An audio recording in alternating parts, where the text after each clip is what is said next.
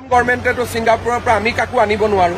গতিকে তেওঁলোকৰ দেউতাক মাকৰ লগত আমি কথা পাতিম যে আপোনালোকে ল'ৰা কানক কাৰণ আমি ছিংগাপুৰত গৈ অসম পুলিচেতো কাকো ধৰি আনিব নোৱাৰে সেইবাবে এটা ব্যৱস্থাৰ মাজেৰে আমি তেওঁলোকক আনিব লাগিব 6 তাৰিখলৈকে সময় আছে যদি নাহে আমি যিমান পাৰো কঠোৰ হবৰ কাৰণে আমি চেষ্টা কৰিম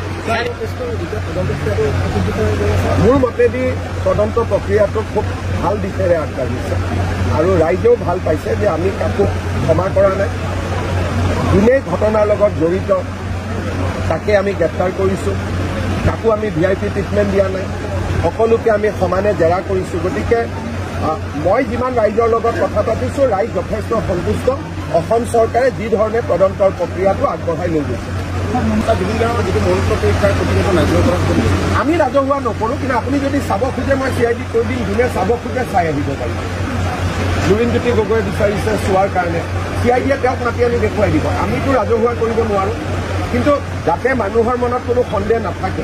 কোনোবাই যদি চাব খোজে CID অফিচত গ'লে আগতে IGPৰ সময় লৈ গৈ চাই আহিব পাৰিব আমাৰ কোনো আপত্তি নাই চেম লাইনৰ ৰাজহুৱা কৰি যদি মই প্ৰকাশ কৰি দিওঁ তেতিয়াহ'লে কোৰ্টৰ বিচাৰত সেইখনৰ কোনো ভেলু নাথাকিব So same like Shyam Kanu Mahanta, Akhil Gogoi is also demanding the CBI inquiry.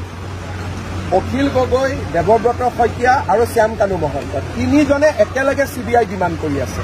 কথা পাতি ডিমাণ্ড কৰিছে একেলগে নে কাকতলীয়া সংযোগ হৈ গ'ল কিবা কাৰণত সেইটো মই নাজানো কিন্তু তিনিজনৰ দাবী একেটাই